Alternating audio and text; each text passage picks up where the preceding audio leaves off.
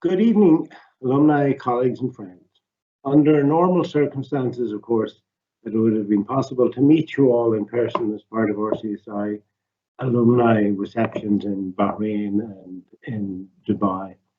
However, as this is not possible, the speaker series provides an alternative platform to connect with our RCSI alumni in the Gulf region and to showcase the outstanding contributions of those alumni hailing from across the campuses of Bahrain, Dubai, and Dublin.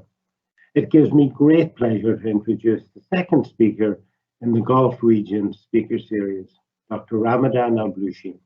Dr. Alblooshi is the Chief Regulatory Officer for Dubai Healthcare Authority. In that capacity, he heads up the independent regulation of Dubai Healthcare City and is responsible for the licensure of all healthcare professionals and healthcare operators, as well as the setting and maintaining of international best practice in healthcare delivery and patient care.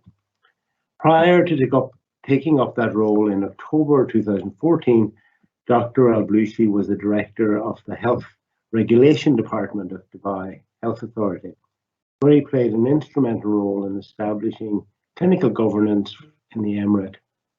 He was also tasked with leading medical tourism strategy and setting up policies in healthcare practice in both the government and private sectors. His journey into governance was preceded by clinical roles, 3 years as an internist in the UAE Ministry of Health and Prevention, and 2 years as a gastroenterologist at Rashid Hospital. We are proud to say that Dr. Alblooshi is an alumnus of the Royal College of Surgeons in Ireland. He holds a master's degree in business administration from the Zayed University, Abu Dhabi, and in science from Queen Mary University, London. In addition, he holds an executive diploma in public administration from the National University of Singapore. Dr. Alblooshi was an obvious candidate for this speaker series, and we are incredibly grateful to him that he has given us time to share his insights with us this evening on successful leadership in UAE healthcare. Thank you. Good evening, everyone. Today I'm going to present a different topic. Basically, it's based on experience and how the journey of leadership in healthcare is different.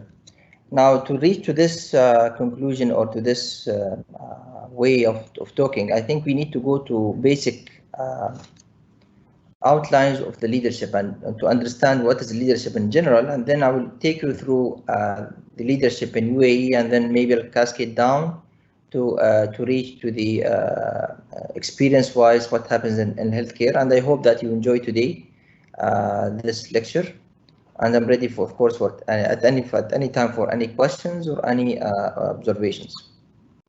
So if you talk about leadership, if you just go and open Google, if you read books, if you just ask anyone, it's different from one person to one person, from one organization to one organization. But what we found basically that leadership always comes back to some principles, and these principles are globally well known. So what does leadership mean? Does it mean that you have to be successful? Does it mean that you have to be result oriented? Does it mean to have a fellows and so on, or followers? If you follow these, if you read those: competence, confidence, courage, comfortable with conflict, cultural intelligence, the 5 C's of global leadership usually talks about these, and it talks about them a lot, that for you enabled to be a good leader, you need to have those competencies, you need to have those traits, could we say. And it's not necessarily genetically been in your blood. It's not necessarily been inherited. It's not necessarily been through work. It could be a mix of all of these together. And I will explain more about it once we go through the presentation. If you follow the trend and see what's happening globally and understand more about the idea of global leadership, there are few things and few subjects you need to be aware of to reach that limit, or to reach that scale. Seeing differences, closing gap, opening the system, preserving balance, establishing solutions. What does all of this mean? Let's go through them and see how we talk about it. Seeing differences. Cultural self-awareness, invite the unexpected. Seeing the difference is basically a leader must always open his head, open his ears, open his eyes, understand, and always take any simple idea because those ideas could lead to success.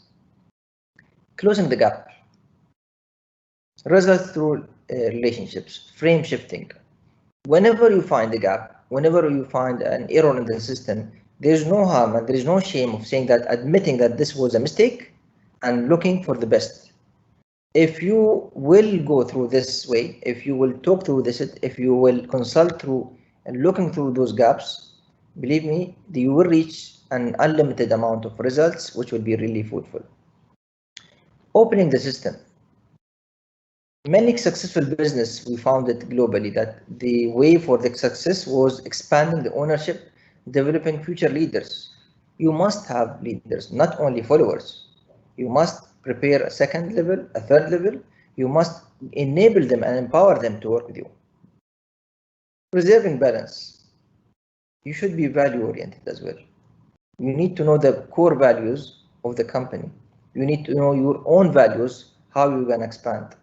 To be successful and to maintain a successful leadership, you must all the time think about the values because this is where you reach the optimum success. And not forgetting establishing solutions. I used to go to my to one of my colleagues and used to be my mentor for some time. I used to go to him and tell him I have a problem here and a problem here.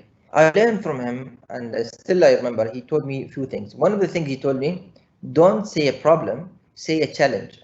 And don't say I have a problem, say I have a solution from the problem.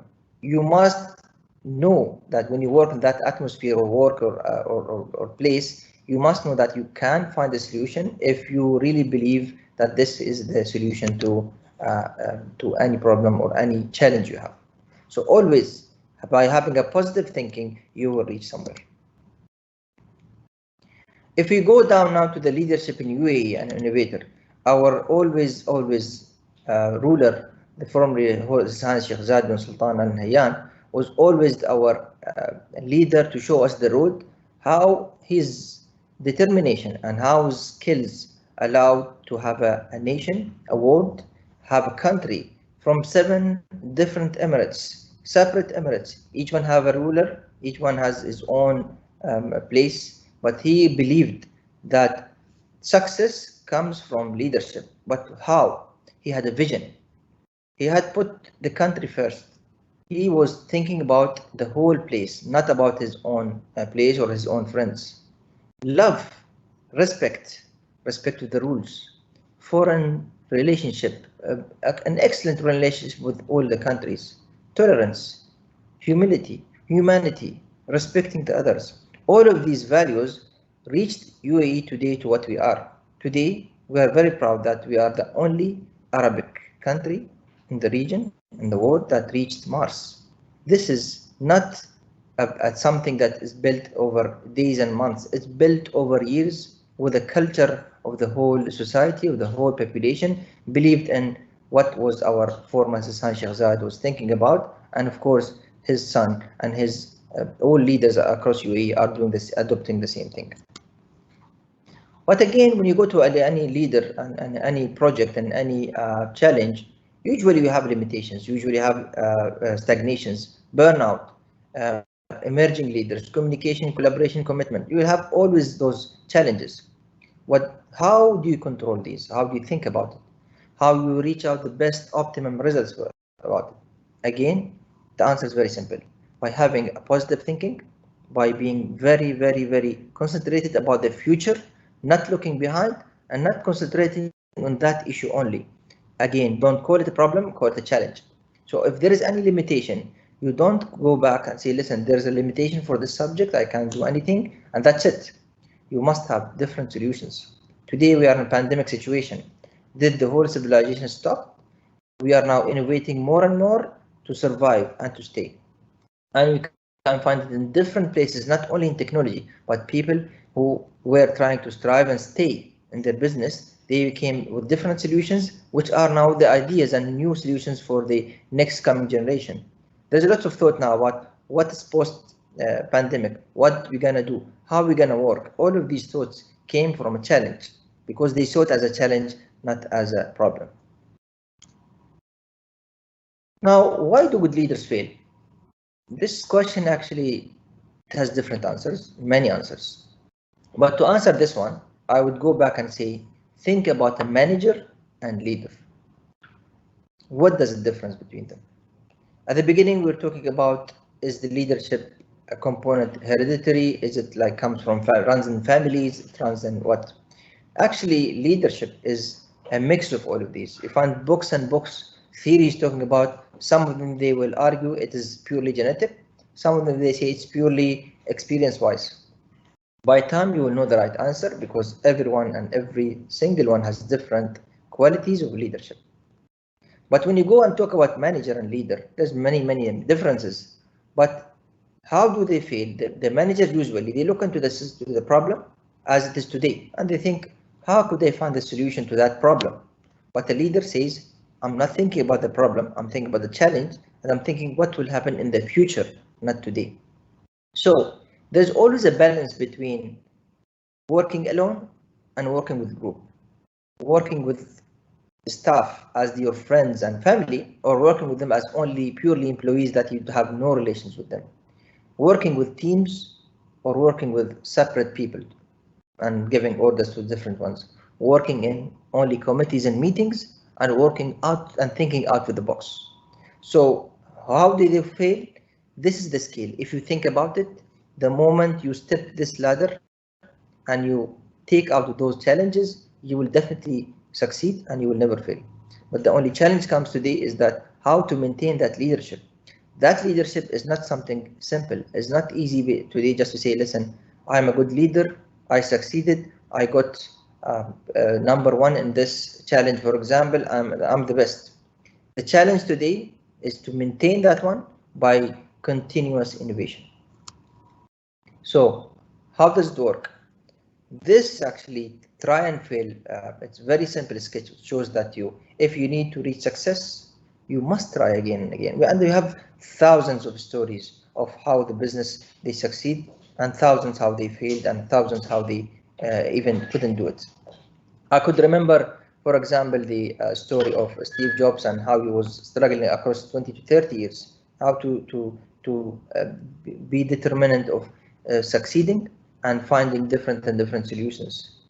This mobile phone or Apple or whatever you can call it, this system basically changed the whole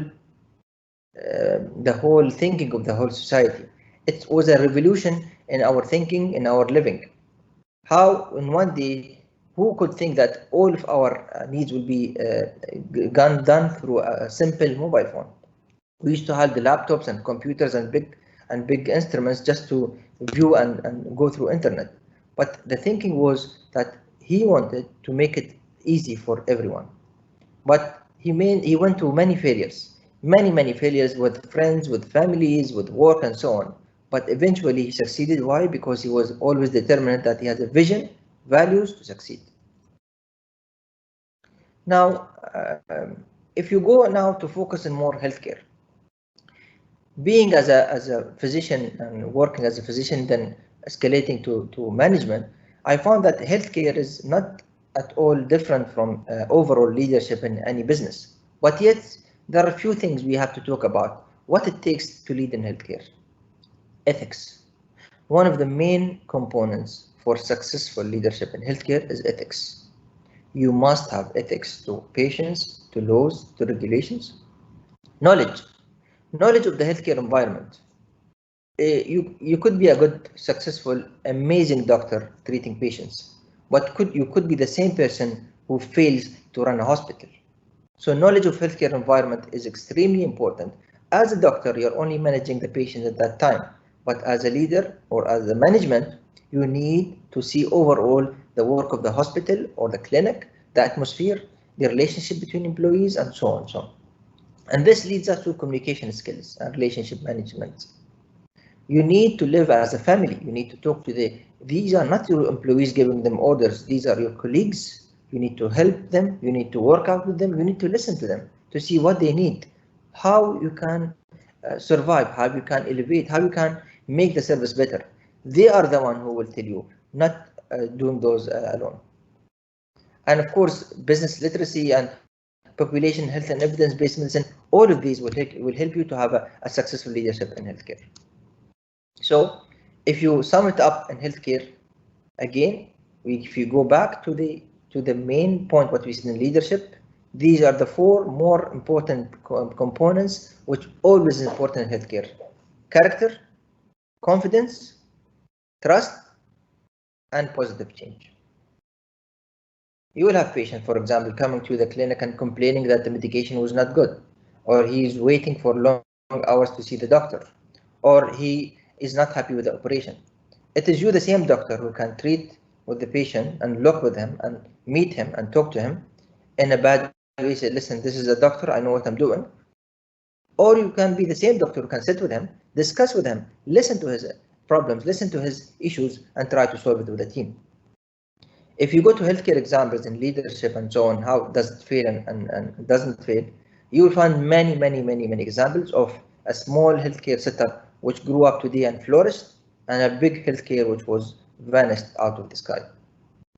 But yet, I still remember one of the stories of Johns Hopkins, how they were struggling, and they brought a really good leader who took them all the way up. And today, how we know how Johns Hopkins is there and what their reputation they had, because they had the leader who believed in the whole system and believed in the whole people around them, and he encouraged them, he empowered them, he gave them confidence, he gave them trust, and they worked together.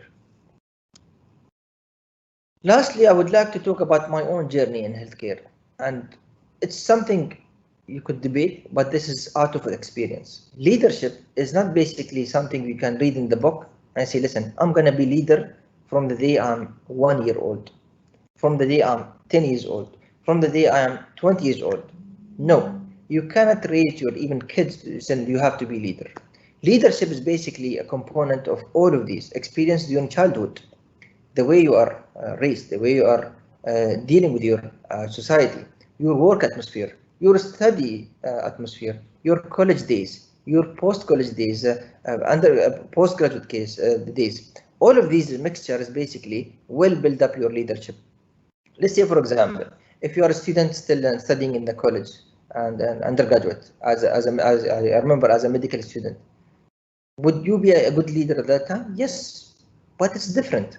Why? Because you are still at the early age, you're just still growing up, understanding more, listening more, you're trying to understand the science itself, but still the leadership component in you could grow up if you mix up with the students, with the teacher, understand what's needed. Once you grow up and you go to postgraduate, it's a different thought totally, because you're not going to memorize, you're going to understand more. If you, for example, you go to master's degree and PhD degree, you find that the study type is totally different. It's not based on memorizing, it's based on practical sessions, how you understand life, how you can deal with those cases, and what to do. And you will learn also how to work as students together, how to make a report together, and how to work alone.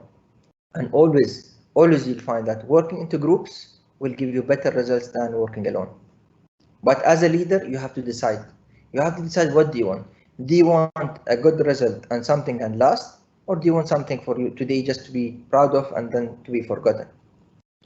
Not forgetting, again, when you grow up even at work, you need to think about the future. How are you going to deal with your colleagues at work? How are you going to deal with your doctors, nursing, administration? I found that in some of the hospitals or clinics, when you go, just the moment, even as a patient, you go to step into that hospital, you find either a good positive atmosphere or honestly a negative one that it will drive you away from it. Why? Because you will feel that the leadership of that hospital is great. That's why people are coming more, patients are coming more, and even doctors and professionals are attached to that organization.